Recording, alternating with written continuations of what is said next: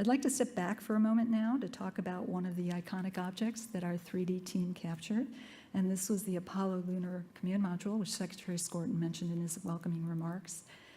This was the command module, the spacecraft that carried the astronauts Neil Armstrong, Buzz Aldrin, and Michael Collins towards the moon. To mark the 47th anniversary of the moon landing, the Smithsonian made available a high-resolution 3D scan of this model. Anyone with an internet connection can now go to the 3d.si.edu website and explore the entire spacecraft, including the intricate interior, which of course is not possible to do with the actual artifact.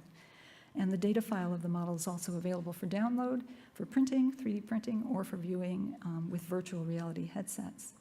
Now, I wanted to single out this object for two reasons. One is that it was the most extensive 3D effort we've ever undertaken here at the Smithsonian. And two, because for the purposes of this fair, it allows me to segue into the introduction for our keynote speaker. We could not have done this project without the assistance of this gentleman right here, which I hope is Brian Mathews. Brian was critical in many ways for us at the Smithsonian. He is currently the Vice President for Platform Engineering at Autodesk, where he drives the strategy and development of the Autodesk Forge platform, which is a ecosystem of cloud-based building blocks for software developers. He also oversees Autodesk's cloud infrastructure, product security, and compliance teams. Before he stepped into this role, he had a number of other roles at Autodesk, including Vice President of Technology and Architecture and Vice President of the Autodesk Labs, which is a hub that connects design professionals with innovative technologies. Before joining Autodesk, Brian was a chief architect at Buzzsaw.com, and he held technical positions at Sun Microsystems and Ithaca Software. He holds a variety of patents for data compression, computer graphics, cloud architecture, printing, and design collaboration, as well as having earned bachelor's and master's degrees in electrical engineering from Cornell University. Here at the Smithsonian, Brian helped us solve a number of unique digitization challenges by pulling together, when we needed it, the best technical team that we could possibly have envisioned. He was an early supporter, along with the late Tony Hart and many others at Autodesk, of a collaboration between Autodesk and the Smithsonian that resulted in the development of our 3D viewer, which we view as a landmark effort that got many other cultural institutions involved in 3D scanning their collections. A bit more recently, when we asked for his help with documenting the Apollo 11 command module, he stepped in himself, working doggedly side by side with our team for 2 weeks, literally rolling up his sleeves, using his electrical engineering background to wire and sync cameras to be able to capture thousands of images that had to be composited into the data set. His passion for his work, his support of the Smithsonian mission, and what has been described to me as his absolute reverence for the Apollo lunar module is unsurpassed. He has, to put it simply, been the key to undertaking what might have otherwise been an impossible series of projects for us here at the Smithsonian. So please join me in giving a warm welcome to Brian Mathews. Good morning, and thank you for that warm welcome, and especially the opportunity to speak about our shared story. You know, I want to start out by grounding us as to why we're talking about digitization. You know, it's because this is such an important area. The stakes are really high. In 2001, the Taliban destroyed the 1,500-year-old Bamiyan Buddhas in Afghanistan, you know, leaving behind an empty space where these magnificent structures had been for over 1,000 years. Just last year, earthquakes in Southeast Asia took hundreds of historic structures and turned them into rubble. We are in a constant struggle to take our shared history and have some kind of tangible evidence of that history. And so the stakes are very high. Now, I'm a pretty unusual person to be a speaker at a Smithsonian event.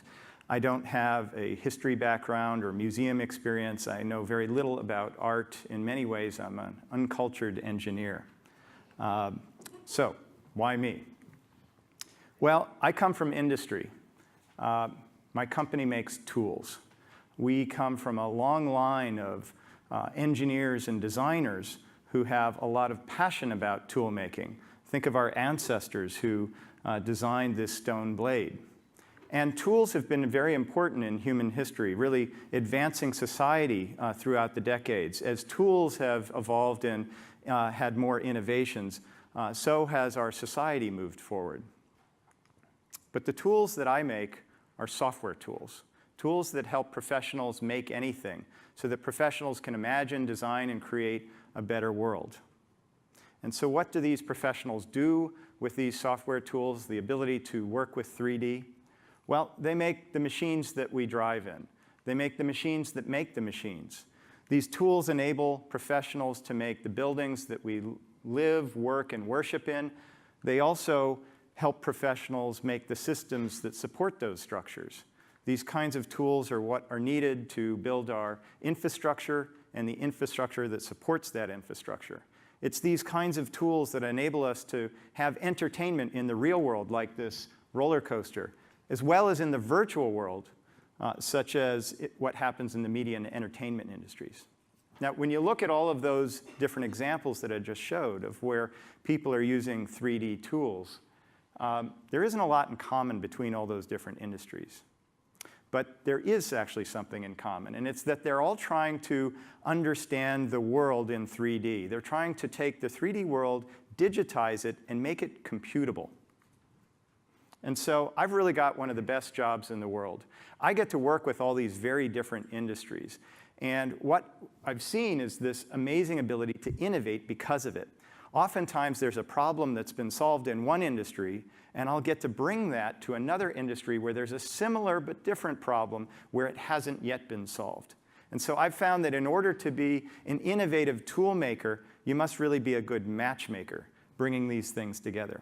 And in each case, all of these industries, again, are trying to make sense out of something, get answers and insights from making a 3D computable, digitized model.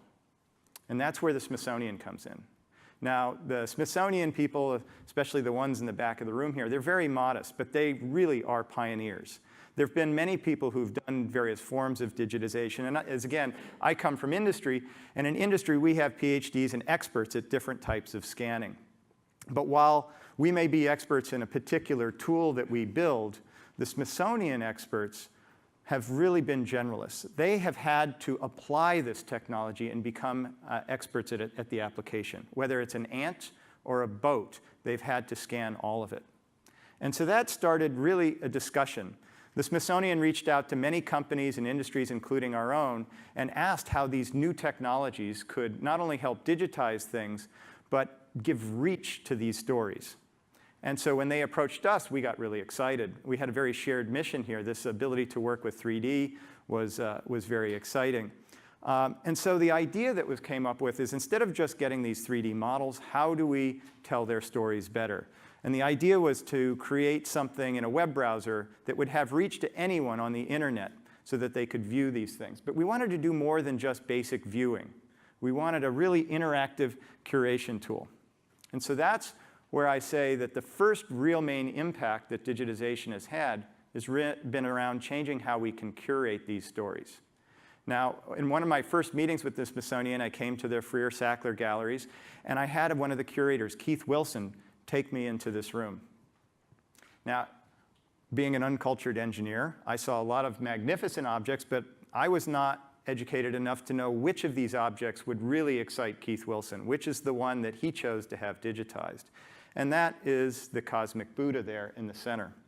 Now, if you go up to this object, I would have walked right past it because, you know, it's interesting in general, but if you look at it closely, there really isn't a lot of detail. It's weathered, it's old. People have made rubbings and worn down the surfaces. The relief that has the story of Buddha's life is there. But if you have a curator by your side for a half an hour, and he could tell you all of the wonderful stories about this object, how it came to be, what the relief is telling the story of Buddha's life, and so on, I became fascinated with the object. Now, Keith was skeptical of technology. He wasn't anti-technology, but he didn't want to cheapen the experience with the object by having some glorified video game as we put this online. But when we showed what scanning, laser scanning, and computer graphics can do to his object, for example, highlighting the relief that was lost through weathering, there was nearly a tear in his eye as the rest of the story of Buddha's life became apparent now. We could also work with him on curation. We had a team of Autodesk computer graphics experts working with a team of curators and the digitization office, and this unified team thinking about how to curate this object online in this browser. We unwrapped the different chapters of Buddha's life, put in hyperlinks and hotspots, allowed the curator to come in and tell the story with text and video, and compare this object to other objects in history, and showing why this one was special and different. Of course, another way that digitization can have real impact is the most obvious one, which is preservation. Now, we talked about what happened to the Bamyan Buddhas in Afghanistan, their destruction. But what I did was crowdsource some images off of Google Images of tourist photos. We ran it into what we call our photogrammetry software that analyzes all of these photos, finds common points between the photos, figures out where the cameras were when the picture was taken, and then can triangulate a surface, making a very rich three-dimensional model of something that no longer exists. So now you can preserve something that has actually been destroyed just from tourist photos. And you can put on a virtual reality headset, and you can experience the Bamyan Buddhas at full scale, even though they aren't there in the real world. And if you think of that earthquake in Southeast Asia, we had a partnership with another nonprofit, SciArc. They go around digitizing UN World Heritage sites, laser scanning them and using our photogrammetry. And they had come to us with a problem. In Syria, with the war, there are a lot of objects that are being destroyed. And you can't get expert scanning people into that country to try and preserve these things. So they asked, hey, is there some way that we can make this scanning simpler, where a non-expert can do rapid-fire captures? And I designed this photogrammetry rig for that purpose, and it was being tested out in Myanmar. This happened just a few months before the earthquake hit. They flew some drone photography system around, and we created this three-dimensional model from photogrammetry technology, preserving some of these structures that don't exist anymore. And it's amazing timing that that happened just a few months before the earthquake. Now let's go to another type of preservation. Let's go to Southern California, into the desert. Man has been moving into the area, and that has brought with it ravens.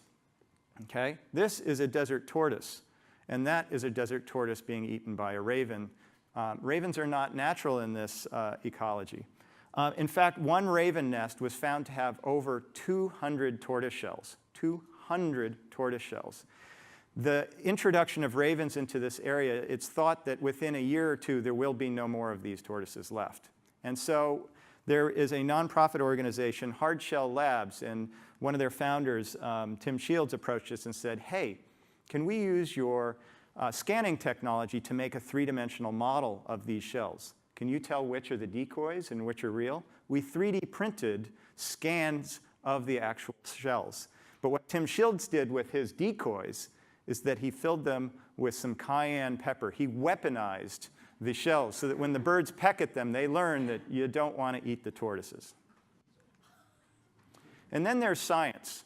Certainly when we have these artifacts in a digital form, we can make them computable. When they're computable, we can do real and original science on it. Now, we're going to hear in the closing keynote from Dr. Woolsey, and she'll be talking about the importance of our coral reefs. Some people have said that up to 20% of the world economy is somehow related to coral reefs. And with global warming, acidification of the ocean, and bleaching of these reefs, we have an important problem. And scientists want to study why some coral is healthy and some is able to survive in these harsh conditions.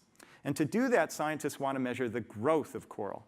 But how do you measure the change in volume of that coral from one year to the next? You could do displacement on the surface with water, but then you'd end up killing the coral and it won't grow. So this is actually a challenging problem.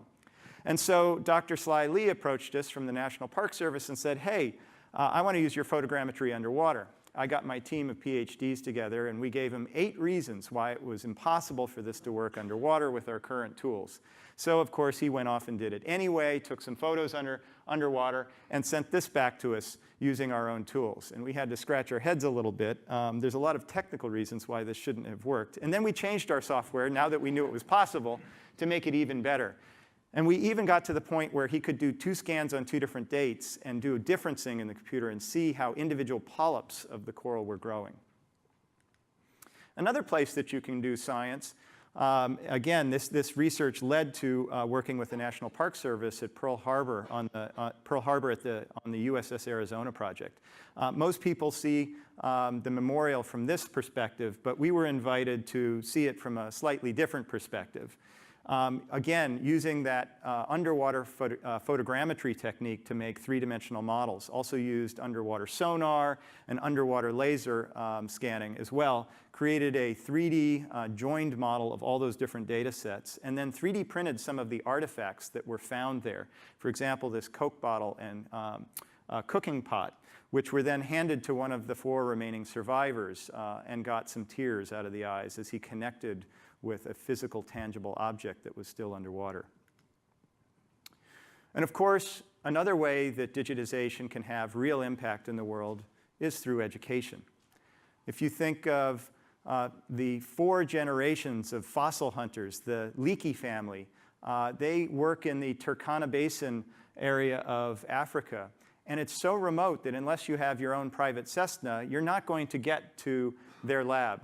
I met Dr. Louise Leakey at a conference, and we talked about the possibility of using photogrammetry as an inexpensive way of digitizing her 20,000 artifacts that very few scientists or educators ever get to directly work with.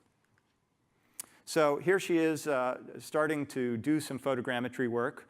We did a couple education sessions with her, and then we helped build her a website as well, as we had done with the Smithsonian, allowing students in high schools everywhere and colleges to take these objects, spin them around, understand things like how the cranial ridge changed over time as diet changed.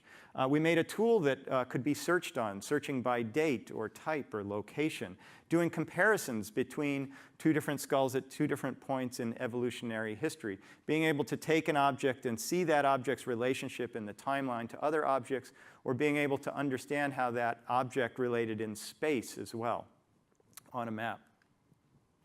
And what she's done has been great, is that she's opened this data up so that people can download it. We've seen a number of high schools downloading these models, using their shop 3D printers or their shop 3D laser cutters, and making these physical artifacts, reproductions, where students can learn from them in the classroom. But as you've heard in the introductions, I'm really excited about the work that we did on the Apollo 11 command module. The impact here was really about industry and museums working very closely together to solve a problem that neither of us could have done alone. Now, this object has been encased in plastic for over 45 years in the museum, and as we had done many projects with the Smithsonian, I had always said, you know, this was my favorite, and boy, wouldn't it be great if we could go scan that. And people told me, that's not going to happen. Even the curator hasn't been inside of that object, so you're not getting in either. But then we got a call that the museum needed to be renovated. They needed to uncase the object and have it moved, and hey, let's go scan it. It was an amazingly technical project because all of the traditional scanner devices wouldn't exactly work properly in this environment. Laser scanners that have an arm are really high resolution, but the arms can't reach deep enough into the object. We weren't able to touch the object, and so how do you scan it? If you use traditional LiDAR scanners, they have a minimum throw range, and because of the close quarters in there, that presented challenges. Things like photogrammetry have an issue because of all the shiny surfaces and so on. In all, we used over 7 different types of scanners inside this object. And you can see all of the occlusions with all of the things in the way that block the scanner. So here is a laser line scanner. We had robotic cameras. We had polarized ring flash systems. We had time-of-flight laser scanners. This is that photogrammetry rig that was developed for Syria. And here's a structured light scanner being used as well. In total, a team of 8 people, 4 experts from the Smithsonian Digitization Office and 4 from Autodesk working side by side. But the capture was just part of the problem. The real problem came after capture. This is the first laser scan that we took through the window and showed curator Alan Needell. And that really reassured him that this was worth taking the risk of putting these heavy objects on a boom inside of his object. You can see here these individual 3D measurements. The devices measure about 1 million points per second and get these 3D dots. We call it a point cloud. And from that, we have to do a lot of processing. We turn that point cloud into triangles, a triangular surface. And there's a lot of technology in exactly which triangles you make from those points. But you can see all the holes and gaps because this is still just from one scan. We can then add lighting to the object and get more defined surfaces that even a common person can understand a little bit more of what they're looking at. And then the next step, probably one of the most difficult steps, is putting the jigsaw puzzle pieces together. This is, each one of those little pyramids is the position, the camera position of a sensor that was used to scan the exterior. Thousands and thousands and thousands of scans from different angles. And this is just representative of just one of the 7 scan types. And overall, the project represented about 7 terabytes of compressed data. And so the hardest thing was design technology. We had a team of PhDs who worked over a year developing brand new algorithms that industry didn't have, but now that we can use to put these jigsaw puzzle pieces together. And here you're seeing all of those separate laser scans combined into a unified point cloud. And here we're making a unified surface model from both the structured light scans and the laser scans. And it's starting to take on a lot more definition now. But again, think of that, 7 terabytes of data. You can't load that into your computer's memory. Nobody has a laptop with 7 terabytes, let alone a hard drive that can hold that much data. So, and then doing all the processing on that is very, very difficult. And in this step, we colorize the surfaces. So we have very accurate, detailed 3D surfaces, and we reproject the photogrammetry data onto that surface to get a color photo. And if you look closely, you can see these round circles that are all over the surface of the heat shield. And the curator, Alan Needell, told the story that we can now curate with this digital object. You couldn't see it before when it was encased, but those round circles are manufacturing defects. When they make the heat shield, they would X-ray it and look for small air bubbles that were in that ablative material. And if they found one in the X-ray, they would go in and drill it out and then refill it with ablative material. Now, I don't know if you can notice, there isn't 1 or 2 of those holes, or even dozens or hundreds. There's literally thousands of those manufacturer fix-ups that are going on here. And if they had missed one, they could have died in re-entry. These guys were very brave, knowing what they knew. Now here we've put it all together. We've taken the scans and the color information, we've added theatrical lighting and motion paths and so on, and we can do what we do with Hollywood, with our special effects software, bring it all together in all of its glory and detail. But we don't stop right there.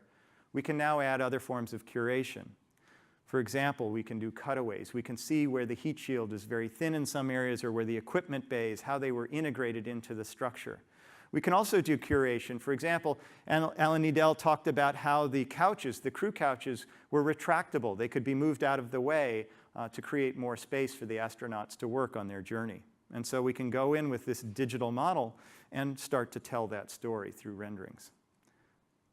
Now, one of the most special parts of this exercise, of course, was actually getting to meet Michael Collins in person, right in front of the object. You can see it in the background there. And we, after over a year of processing, we had made a virtual reality experience. And Michael Collins got to put it on, and he was pointing out some of the handwritten scribbles and calculations that he had written onto the walls of the Columbia. So that was a very special moment. I'm going to shift gears here now and talk about another area for impact. Instead of looking at impacts that have already been made, I want to talk about ones that have yet to be made in this space. I'm going to talk about future trends. And remember, I said I'm a matchmaker, bringing technologies from other industries into industries like the museum world. So some of this may not make sense at first, but I'll bring it home at the end. If you think of coal, it really powered our ability to go from the handmade to the machine-made. It really brought us into the Industrial Revolution, this age of steam and steel. And think of the importance of networks, things like rail networks and road networks, and the power to move us with machines between our cities. But most importantly, I would say, was the invention of the telegraph, the ability to take information and move it through space, in cyberspace, if you will. And we see that trend continue today, this use of energy and machines to move us around, and information, and connecting it all together in this connected world that we live in. And what was the fuel that powered all of this advancement of society? Well, at the turn of the Industrial Revolution, it was really oil. Oil was the powerhouse that drove society. In fact, some of the biggest companies in the world were all really oil companies. But today, it's not oil that's driving society, it's data. If you look, 5 of the largest companies today are all really data companies. And data has been important throughout history, this combination of data and computing. Here you have one of the first computing machines that could tabulate the census data much faster than the human approach. And if you go forward in time, of course, we had the personal computer working on personal data. But today, we have the cloud. We have huge compute resources. This is exponential growth. It's really hard to wrap your head around what an exponential growth means and its implications. But exponential growth in the amount of data that we have and in the amount of compute power that we can apply to it. Now, if you think of the game Go, it has more possible moves than there are atoms in the entire universe. So you can't teach a computer to play Go and beat a human just by brute force approaches, the same way that, say, Kasparov was beaten by a computer at chess. Go is far more complicated and has far more strategy. It requires learning to master. And Google, with their AlphaGo project, recently beat the world's master Go competitor. What's interesting about this is not that he was beat, but how it was done. The computer learned from all prior games that had been digitized. Machine learning. It learned how to play the game and how to play the game well. But to have strategy, the computer actually started playing itself and came up and learned strategies that hadn't been seen before. In fact, the Go master was beaten using a strategy that no human had ever seen before. It was original. It was creative. And so I want to talk about what industry is doing with things like machine learning, with digitized 3D models that are computable in the cloud. So let's think of a professional like an architect who needs to come up with a floor plan for an office building. There's many things to consider. Energy efficiency, how do we get natural light for a livable environment in the building, and who works with whom. Now, we could use a traditional approach where a human can hold so much information in their head, or we can work with what we call generative design, putting into the computer massive amounts of data, interviewing every single person who's going to work in that building and asking them all their preferences. Do they like a view of the mountains in the distance out the window, or does the light on their computer monitor distract them from being able to do their work? Who do they work with, and so on? And we feed all of that data into the computer, and we can have it generate new possible solutions. It's doing many simulations here, looking at views out the window. Now it's doing a sun study. It's doing an adjacency study of who works with whom, how many meetings people have, and so on. It's looking at millions of different variables and things to optimize. And then it's bringing forward to the human designer the trade-offs that are inherent between these possible generated solutions. So it's really man and machine working together to get into a problem much deeper than either one could individually. Let me give you another example of generative design.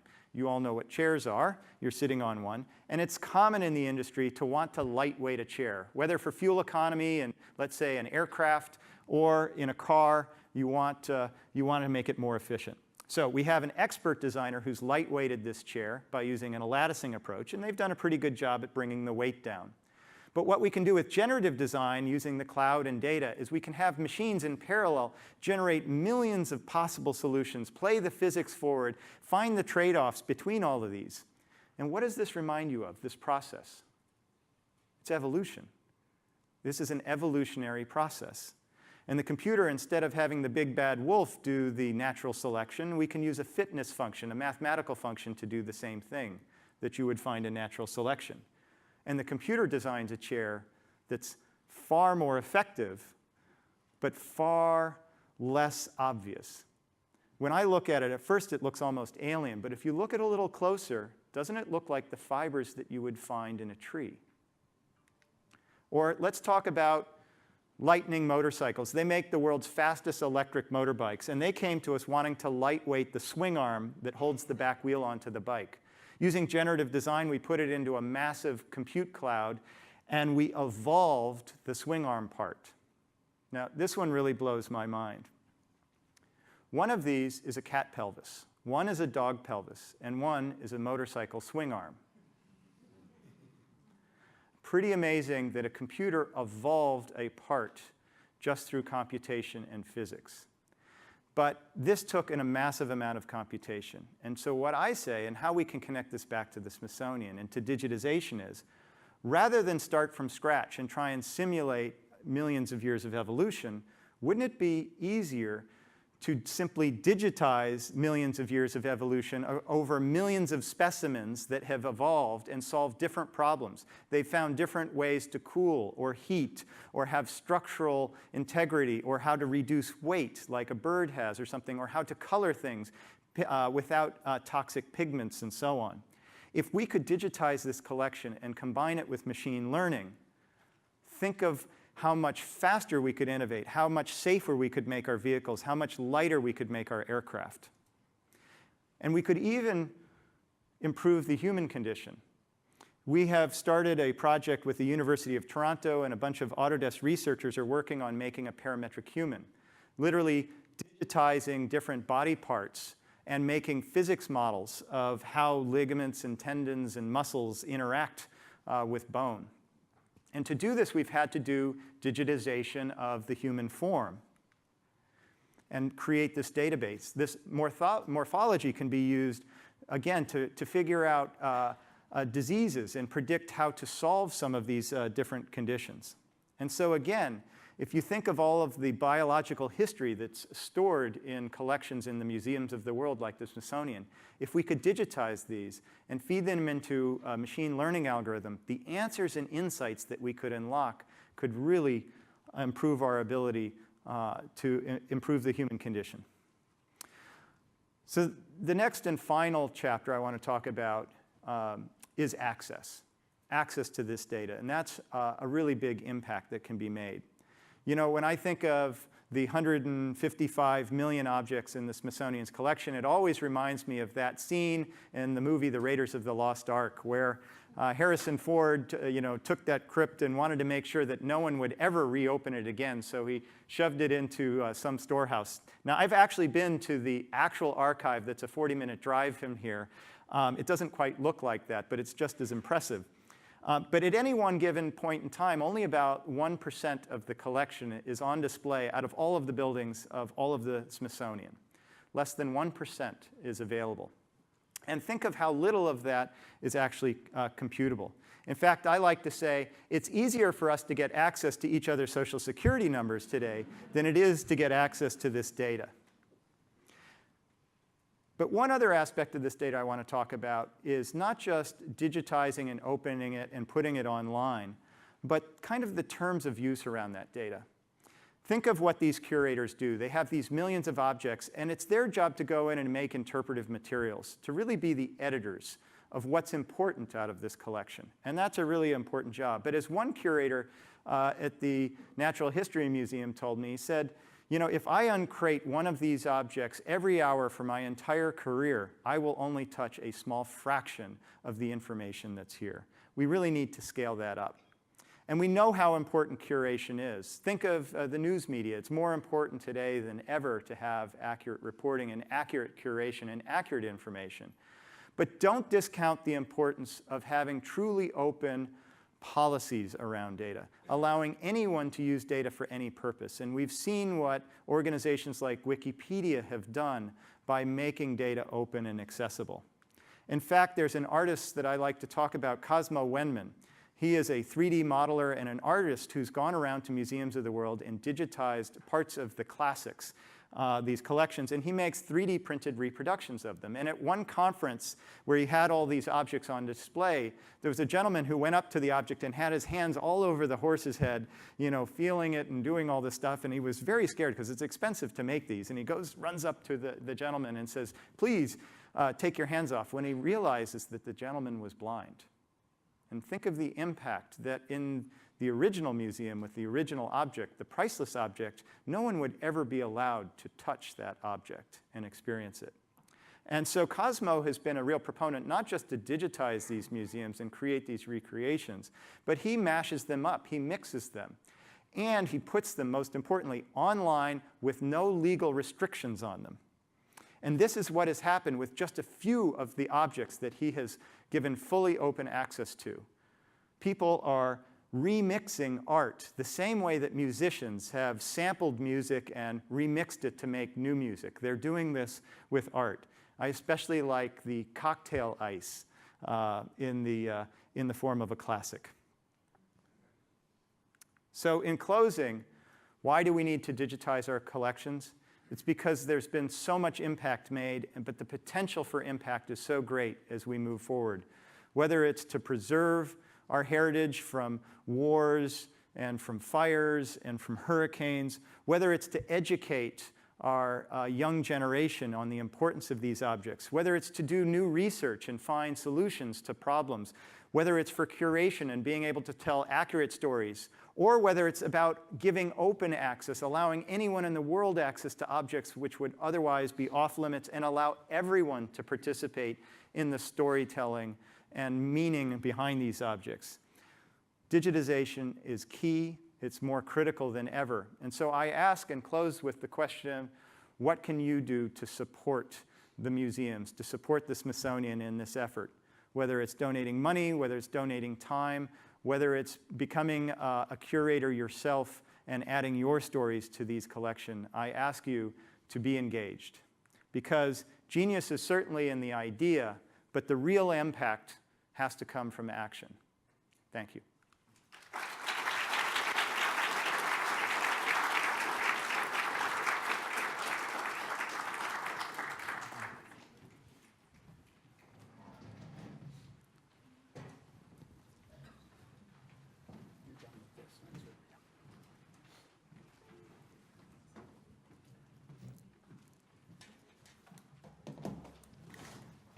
Thank you, Brian.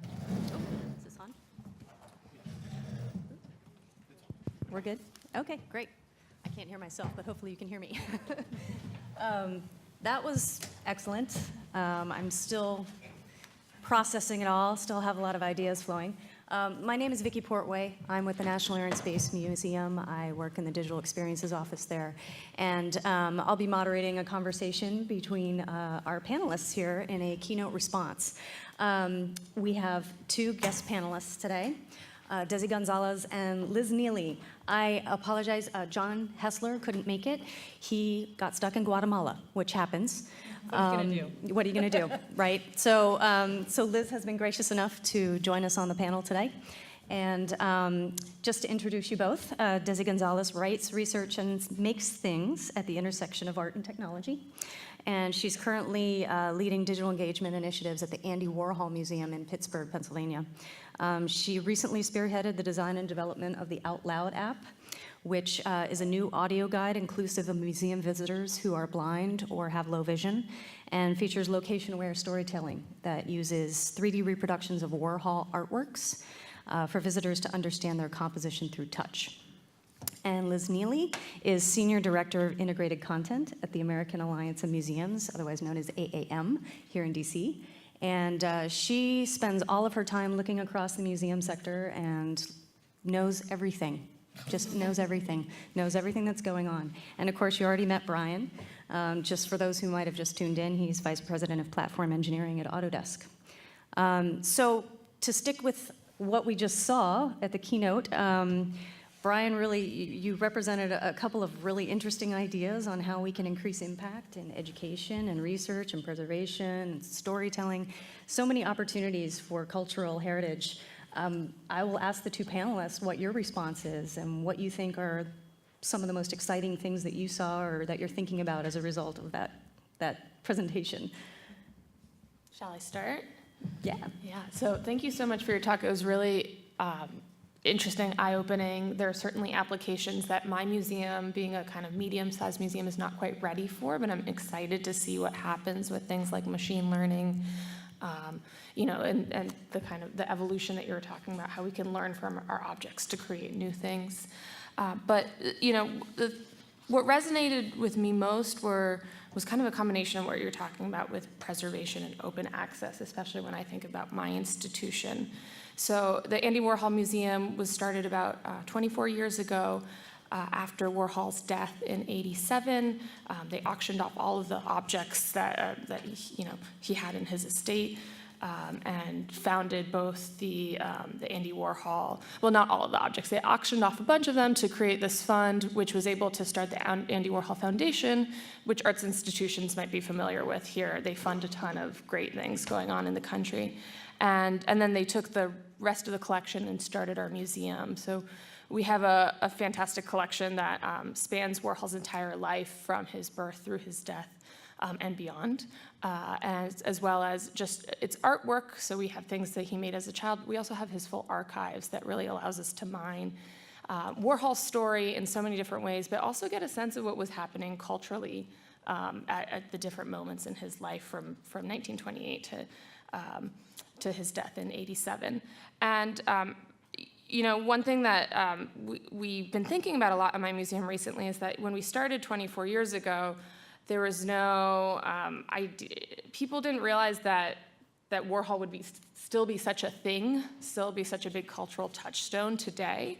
And there is such a high demand right now. Our business model is really lending our objects around the world because people want to see Warhol artworks and have them at their museum, and that's how we make a lot of money. And we realized that that's slowly killing our collection, actually. That by doing that, we are taking these things that are now kind of have this cultural value that we couldn't have predicted back then, and these works are deteriorating. So we're at the museum, we're thinking about how can we shift our business model to something else, but still provide that kind of access.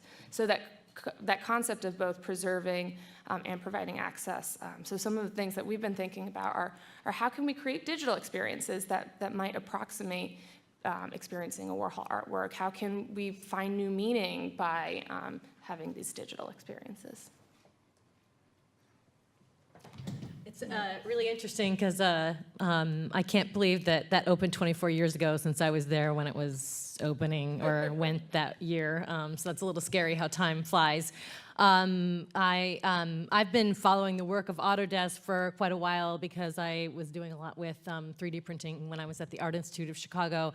And what I really have loved is right about then, right when you were working with, started working, I think, with the Smithsonian, there was a lot of opening up for education, the tools, and really having Pier 9, I believe, which is the huge maker space that, if I think getting the name right, in San Francisco, engaging artists to really innovate in different ways. So what I really liked about, so being really familiar with where you've come from, where the company has come from, and the partnerships is, what I took away from the talk is what I really loved is the focus on problem solving. So, and I think that's one place where we can talk about where impact can be, because the first descriptions that you're talking about as far as digitizing with a kind of end-to-end solution, that yes, we know that we need to digitize to also have this foundational element, but that there were those specific problem solving, the creative problem solving, but just then, you know, with the turtle or with the destroyed monuments and everything, that looking at what is the problem that can be solved, and how can we use the collections, and how can we further make that end-to-end connection of how it solves that problem. So I think that that's something we'll hear more about throughout the day, and I think that it's really what I'm interested in also is what you brought up is that there are different skills to being the digitizer, to being the one that stores it, but what we're really also talking about is how do we turn that into program. So does that mean that we do that within the departments that we're in, that we collaborate more into how we provide these modes of engagement? Because if we want it to be about creative problem solving, about getting the open objects out there to remix and everything, it doesn't just happen. We have to design kind of ways for that to happen, design programs. So we become different kinds of departments, because we need to think about how do we get this out there, how do we make it in a usable way, how do we design a program that allows people to engage, especially if we want broader audiences that aren't necessarily coming to a museum website and seeing what collections are open that they can hack and that kind of thing. So I think it's really, I'd love to hear more about like how the teams are developing or how you're working with different teams to kind of make that leap from we have all these new tools, we have problems that we can solve in creative ways through drones and robots and all these fantastical things, and then hopping over to how do we then turn that into program that connects all these things together and gets diverse audiences involved. So that's what I Yeah. took away. And that's actually a perfect segue into my next question, which was how do we prioritize for impact? You know, how do we make sure that what we're doing first and foremost is thinking about the audiences that we're trying to serve, their needs and interests? And I'll put it to you first, Brian, because I was going to ask you, out of all the things that you've seen at various museums, where do you think we should be prioritizing our efforts? Yeah, it's in my thinking on how to prioritize, it's actually changed over time. You know, when I first started getting involved in this, you know, the focus was really just how do you scan these objects? And now the question, of course, is how do we scale it? And I think the Digitization Program Office here, I was just up at their lab. Every time I come, I see their latest set of equipment that they've been experimenting with. Getting to scale in digitization is a high priority just because of the amount of objects in the world that are getting destroyed. I mean, at one level, think of the concentration of objects that you have in the buildings in the Smithsonian. And if something were to happen, a fire, a terrorist attack or something, not having them digitized, I think, is almost criminal in a way. I think we've got to put a lot of support into capturing this stuff. And so how do you scale it the same way that 2D scanning was scaled through that conveyor belt photography system? We need to consider how do we do 3D scanning at scale, and that's exactly the work that's going on. But the other priority, you know, where my thinking has changed, that's been pretty consistent, that we have to scan at scale. But the new thinking, I would say, is really about this open data concept. That to truly scale, when I started out, it was really about, you know, what can we do, and what can the Smithsonian do, and what can the curator do? And when you think of 155 million objects, and when you know, Nick, the curator, tells me that if he spent an hour on every object for his life, he's not going to touch even 1%. That's when the aha moment came, that we really need to open this data up. We need to allow everyone to be a curator, much like Wikipedia. And I think that is a real opportunity that could be a next step. Yeah, that's really interesting. Something that both that you were just saying and that Liz, you were talking about earlier, or both of what you were saying really, you know, I have a question that comes out of all of this, and the question is kind of how do we predict what will be valuable in the future? That's something museums have always been doing, is collecting objects that we think are going to be important. But when it comes to scanning and when it takes such like intensive technology, especially as objects become more and more difficult to scan, right? Those that are more difficult are going to take a lot more technology and time, and we have limited resources. Then how do we choose? The Myanmar earthquake example is in some ways serendipitous, and of course awful that the earthquake then happened and then destroyed it. Serendipitous that you created the 3D model before that, but how could we have ever known, right, that was going to happen? And that also, once we have so many digitized objects, how can we make meaning out of so much data? I think Liz, what you were saying about, it's about problem solving. Do we digitize to have a big bank of things and then figure out what to do with it? Or do we prioritize by choosing a problem that we want to address and then going after that? So that's some of the thoughts that are percolating in my head now. Yeah.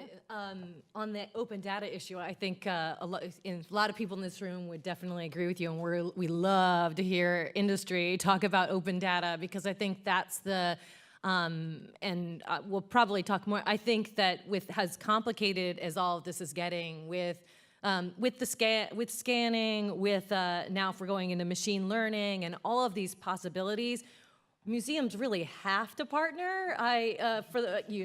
Even the Smithsonian is a big one. we've worked with smaller museums. It's really the only way that we'll be able to keep up, I think. You can all disagree with me, but when you talked about data and that our fuel now is data for the future, and you put up on the screen Apple, Facebook, Google, I started, because they are very important, but, and I love hearing your take on it, but how do we, because these companies, to be the fuel, they basically are, their data is commodity. So not that it's closed, but then we talked about trust and how museums have trust. So how, so saying open data, when I think about it, it's actually so much more complicated, because if we partner, which I feel like we do need to do, but the needs of industry to commoditize that data, or the people behind the data, or the privacy, you know, how does that all still fit together with being trusted sources that are offering it up for a variety of uses? I don't know if that's been part of discussions and thinking about open data, or what your thoughts are on that. Oh, I think you're right on with that. If you think of before data was the fuel, you know, oil was the fuel, and there was positives and negatives, as we're still experiencing today about that. And I think the same thing is true with data. You hear people talking about data privacy out there, data governance, and so on. So no question that it's a tool, and it can be used for positive and negative effects, the same way Wikipedia or YouTube can be used for fake news or real news. And so it's more important than ever to have curation. But I don't think that because of the fear of the negative uses of a tool that we should not allow the progress to happen. I think we need to have some ground rules around it. I think just like in the news, it's important to have knowledge of who's providing the curation, who's providing the story is just as important as the data itself. So yes, these are very, very complicated issues. And I think we need to struggle with them. I think that is the next step in this progression. And so how can cultural organizations think about their role in that realm? If they were to go completely open, then, you know, do they spend more time on the interpretation, on guiding the conversations and the civic engagement that comes from having all of that out there? And I'm really curious too about the ideation process. I mean, how do museums decide what is the best thing to put out there if it's not everything at once, you know, again, prioritizing, and being able to have the bandwidth to then be involved in those conversations, to guide people through interpreting that content in the way that we would like them to. I mean, do you have thoughts on how industry and museums and the public could partner on those kinds of activities, or have you seen examples of that already? I can take it away. I mean, one thing that I've already noticed being here for an hour and a half at the Digitization Fair is the way that we're talking about impact and digitization is no longer siloed to one part of the museum, which is really fantastic. It's not just about collections management or information or technology or the person who's going to finally put this on the website through an API and then whoever goes to it, doesn't matter. We're talking about using it in education, thinking about a curatorial perspective on these, thinking about how it fits into kind of our whole systems and operations, how we work as a whole. So that's already really fantastic. This idea that every person, every staff member at a cultural institution should think about what the impact of digitizing objects and what they can do with it is really fantastic. But then kind of to the question of industry, working with industry, I mean, I see a number of ways in which I think industry can help cultural institutions, or rather, there's so many things that industry can lend us, a certain mindset in the way we work, working a lot faster, you know, rethinking our systems, how we do operationally we work, and how we might be organized, breaking away from those departmental silos we're used to. Obviously, of course, bringing in particular technologies or skill sets and sharing that with us, whether it's training people to do it themselves or even just coming in for small moments and bringing that in. And a final thing is of course, funding, which is much needed. And then it brings me kind of to a bigger question that I've been thinking about, and I know others in the field have been thinking about, but there's some talk lately about how cultural institutions, and you know, we rely a lot on philanthropy to fund us, and that today, with this kind of like tech Silicon Valley ethos in the world, that kind of the tech entrepreneurs, there's been talk about how they're not as interested in funding the arts and culture and cultural institutions. They're more interested in advancements in science and health and so on. And you know, this is a much bigger question about what is philanthropy, where it comes from, what are our funding priorities. But I hope that by working with cultural institutions, you are more interested in supporting the arts in the way that philanthropists of yore did, you know, and that we're able to create that kind of connection and see a value in, you know, in funding the arts organizations and culture. Mm-hmm. Yes, certainly. And are there ways that we could, as cultural organizations, work better with industry? I mean, our way of working is very unique often, and like you said, industry moves much faster and they have a different way of working, and so meshing those two, you know, cultures can sometimes be an interesting process. I mean, are there things that cultural organizations need to shift in terms of their thinking or their process that stand out to you, Brian, when you're working with cultural organizations? The first thing, at least with my company, is, you know, if you just ask, if you have a problem that's in our domain, you'd be amazed at how few museums ever approach us. Whereas industry, you know, if you're making a Hollywood film, you know, people will find us, but not in the museum industry. So, you know, a lot of people who work in industry are excited about the arts. They come to museums like everyone else. They feel it in their gut. When they see a magnificent object. And you know, there's a lot of employees that would love to work on these things. And I look out in the audience, I know there's some other companies represented here that we do work with, and I know that at their companies as well, many high-tech companies are allowed to donate a certain amount of employee time to nonprofit organizations, and a lot of it goes unused because nobody's asking. So that's one area. But I think another way to work closer with industry is if you can think in a win-win term, not just that I need money, but how do I solve a problem? Companies, you know, no matter how big they are, there's always tight budgets in that particular department. Think of the government. You're a pretty big organization. You know what I'm talking about. So it doesn't really matter how big a company is. Money's always tight.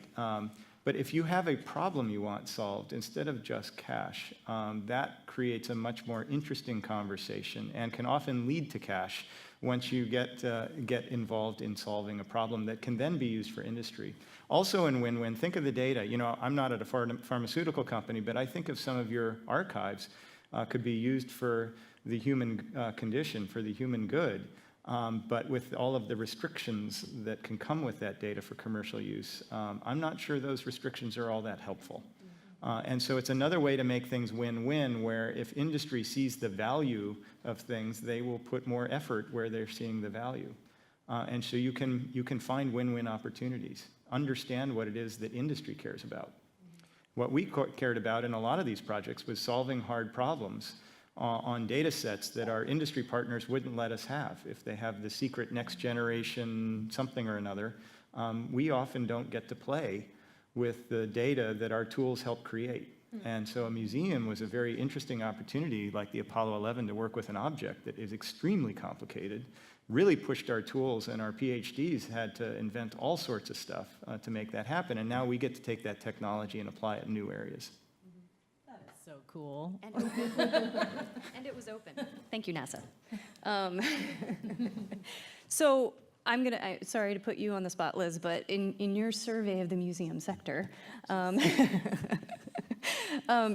do you see ways that, or problems, particular problems or interesting opportunities for museums to work closer with industry on digitizing and getting these kinds of things out to the public, or even partnering, you know, with communities to build knowledge together? Well, since I just got on the panel, I did not do a full survey, but just from what I anecdotally, not based on on my survey, I think what we see is that there's still the full gamut, and I think this won't be surprising to everyone that there are still small museums that are still struggling to think about digitization from, I want to make a surrogate of my object. And I'm thinking about not only art museums, but science museums and everything like that. So there's just, there's the kind of basic end, but I think that also it's kind of like when you miss a few steps in technology, you can kind of leapfrog. So it can be, I think that what we could all do is have,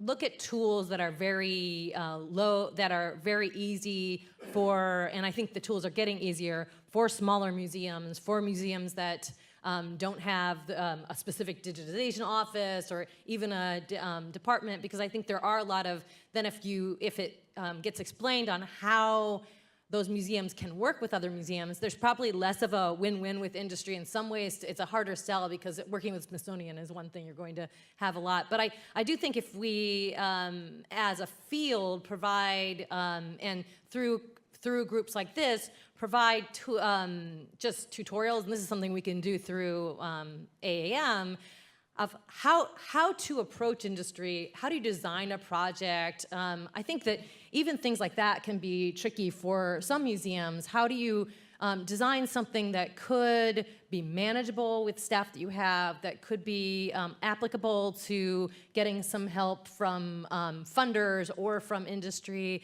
and then designing what the terms are of that relationship so that you have, that in the end you get what you need, the museum gets what they need, you can use it for the community so that it actually has an outcome.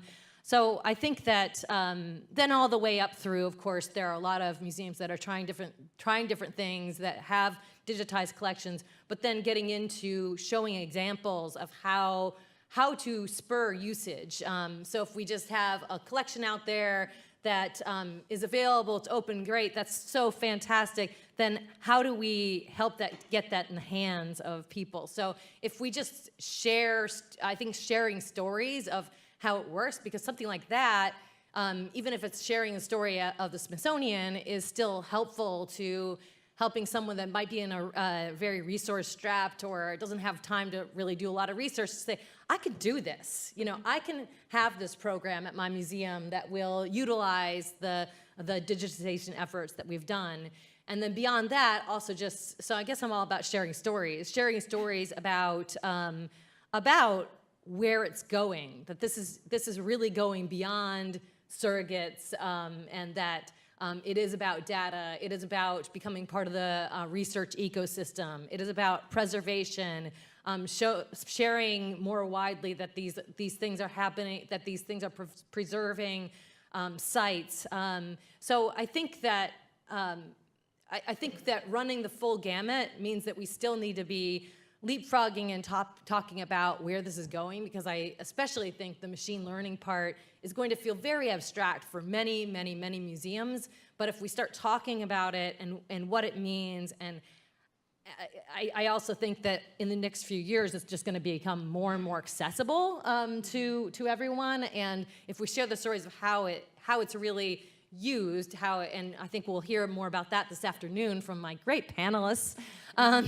You know, I think that helps the vision of where it can be, and we know that these algorithms and everything are very likely to become more and more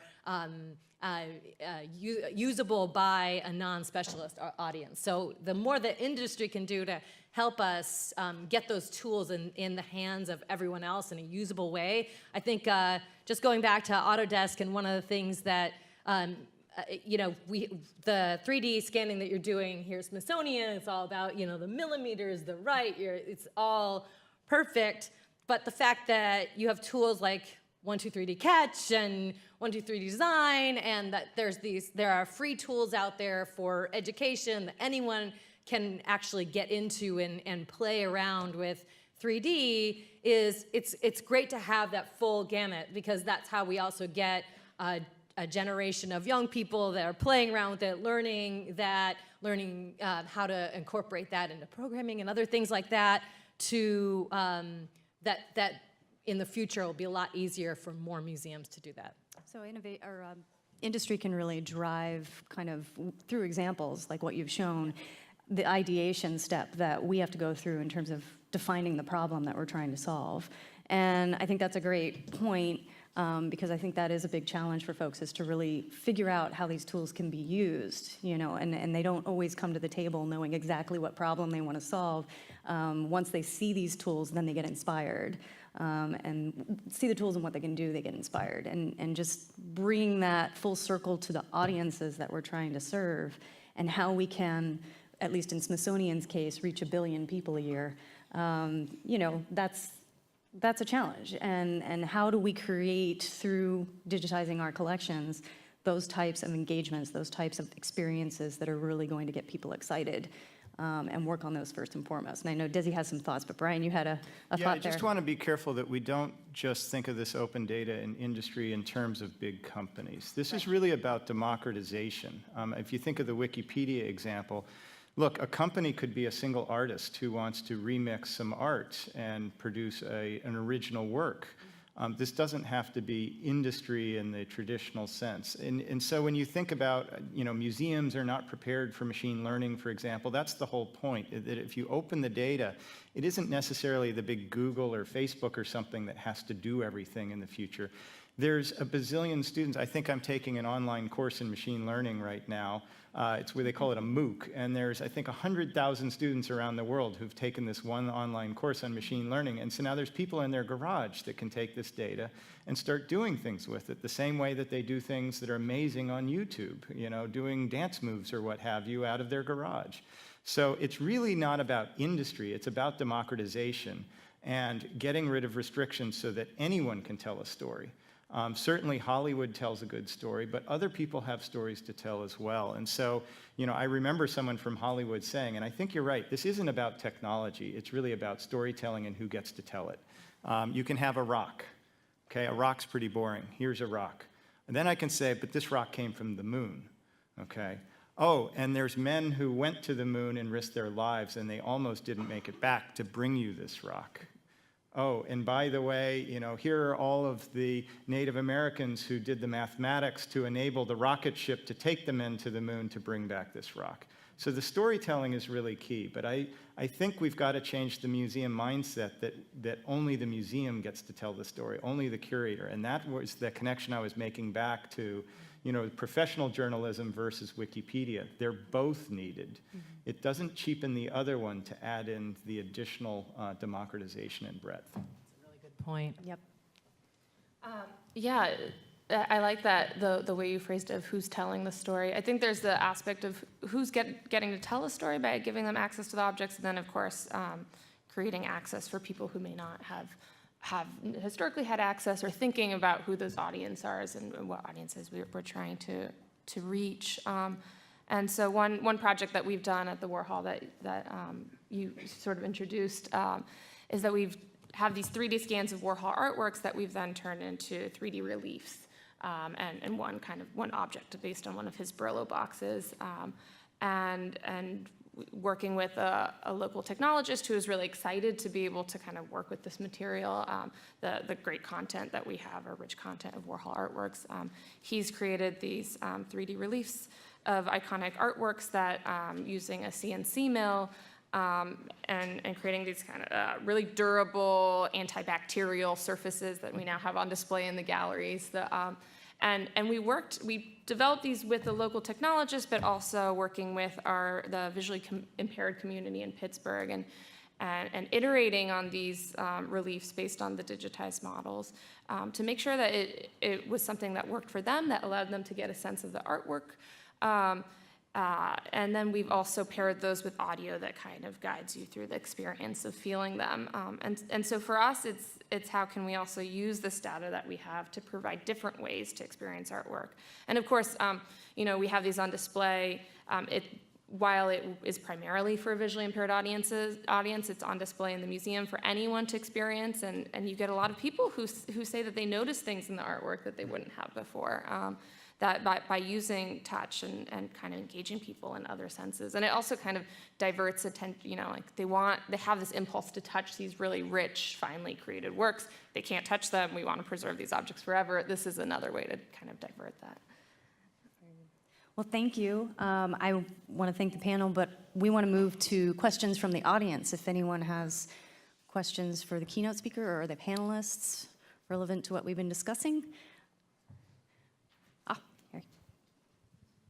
Oh, we have a microphone. Excellent. Hello. Yeah, my name is Harry from Europeana. Thank you, Brian, for a fantastic presentation. It was really inspiring. And thank you, panel. So the question that I was pondering on is this.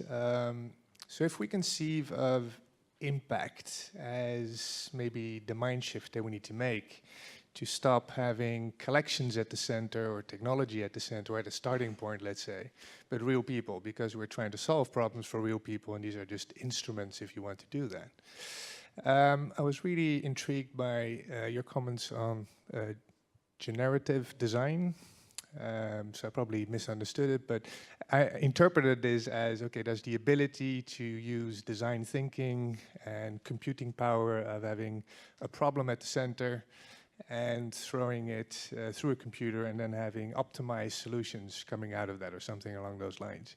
Have you ever tried to use, let's say, behavioral psychology data in such an environment? So, for example, if the problem would be, how can we get young people more interested in their past because it connects them to their parents or their if you put that at the center of the problem, have you ever used generative design, or do you know any examples where that has led to some interesting solutions? No, I can't think of anything that, that's a really interesting angle that I haven't thought about before, of how you can do that. Most of machine learning and generative design is all based on having a lot of data. If you want a machine to come up with a really interesting insight that wasn't previously known, the more data that you have, the more diverse that data is, the more probability that you're going to get a machine learning insight from it. And so that was the connection I was making to the Smithsonian's collection, that there is such a diversity of physical data. If we could get it into computable form, we could optimize many problems that society has today. But as far as psychological analysis, I'm not aware. That doesn't come up in the industries that I serve. The industries I serve are physical, things you can touch. So not the mental side of things, but I'm sure people at Google are probably working on that.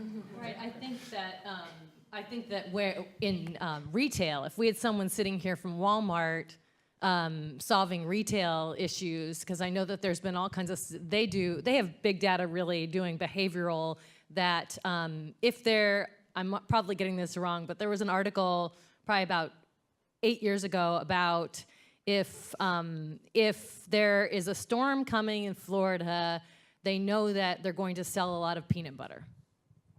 And they learned this from, so they're analyzing, of course it's not open, so we know that retail is studying a lot of this, because that's how they know, well, we see a storm coming, we're going to send a lot of peanut butter over to, so I think the behavioral, there are people doing big data with behavioral. It's probably coming out of retail. It would be very interesting to work a partnership with groups doing that on those customer insights and big data and how that could apply to, it's a super interesting idea. And I think that there are people that do analogous kinds of things. It's probably coming out of retail. Amazon might do things like that. It's an interesting way, because I think there's a lot of behavioral science going into marketing, kind of the big data marketing things. Yeah. I will say one additional thing, which is that if you want to engage your constituents more deeply, giving them a special experience, you don't need machine learning to tell you that giving them a special experience where they're involved in the process is going to get them excited.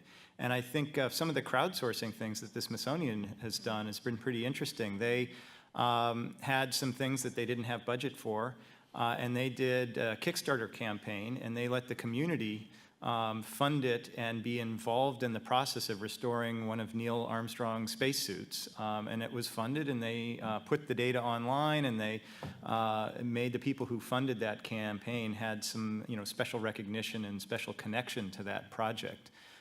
So certainly I think there are things we could learn from industry as to how you can use behavioral analysis to have a better experience, but I think there's also some straightforward things that you don't need a machine for that we're still not doing. And if you look at the comments from that Kickstarter campaign, it was really the personal connection and the stories that people had from their own lives and that event that really spurred their interest in supporting the project. A lot of really interesting stories shared. Anyone else have a question? Do we have a question from Twitter? No questions from Twitter. Here we go. Okay. Thank you all for a very interesting panel. My name's Ann Goodyear. I'm at the Bowdoin College Museum of Art. And I actually have a question about this notion of openness, and it's really exciting to hear everybody talking about the importance of access to data. And I was just interested in about how your thoughts with respect to open data related to your thinking about software platforms and the value of proprietary versus open platforms, and especially with respect to questions of preservation and so forth. Thanks. Well, maybe I'll kick that off. You know, in industry, we've got shareholders and they need their profits, right? So not everything's going to be open in industry. But when you think of museums, this is, you know, the Smithsonian is the public's museum. And so it's for the public good, whether that's industry or individual. But I'd say even in industry, I mean, again, I'll point to Google and Facebook and some of the companies that I work with. They've developed all sorts of different technologies. Machine learning is one of them. And Google has open sourced a lot of their TensorFlow technology that is driving a lot of innovation in that area. So even industry, where they have a profit motive, has found that cooperating is sometimes beneficial. And so we're much more selective about what we're open with. But you're even seeing in high-tech companies, at least, this ability to take certain things that you would think would be very key and foundational that historically would have been protected and making those open source and putting them into the public for the greater good. So it's a little bit more complicated in industry, as you can imagine. But I'm really talking about you know, the shared museum space that we have. You know, it's the government's data. It's the people's data.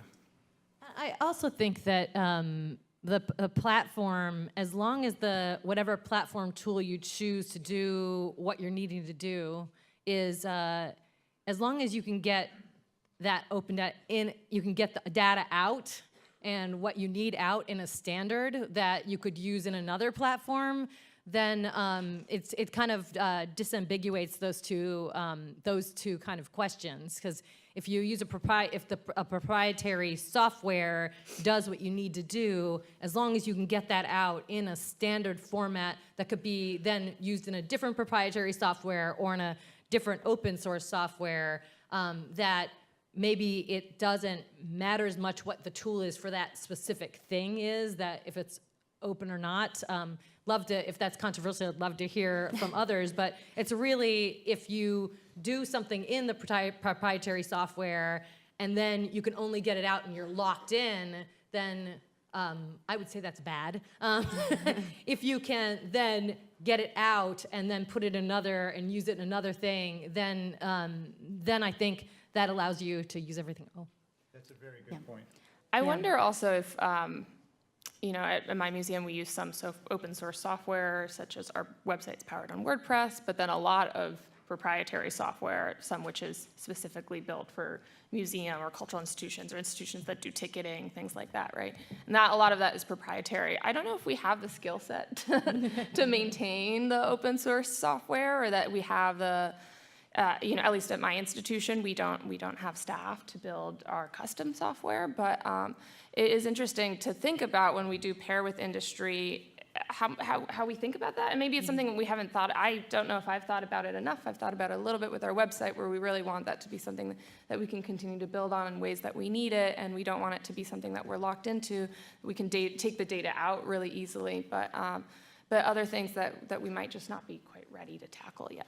Yeah, I think that's a really excellent point. You know, technology moves very quickly, and things that were okay today, you know, aren't compatible tomorrow. And when you're in a museum setting where you have objects that have to last for hundreds of years, data formats, open data formats, these are really critical things. I mean, I work in our industry with architects, and buildings can last, or dams or structures, bridges can last 50 to 100 years.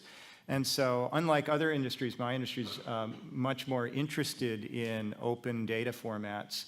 The technology and the tools may be proprietary, but the data has to be open. So, for example, in digitization, there are standards like the E57 standard, which is an open data standard, and there's many others. But I think you're right on that as a museum, you've got to be careful about how you adapt technology. Not only because it can lock you into a particular company, but more importantly, that company may not exist in 20 years, but the data still has to be read. Yeah, or 3 years, yeah. Okay, well, we're out of time. I apologize. If you want to tweet your question, we'll do our best to get you an answer, or anybody can stop us in the hallway. But I want to thank the panelists and Brian for joining us today and having the conversation, and all of you for participating. Thank you so much. Thanks.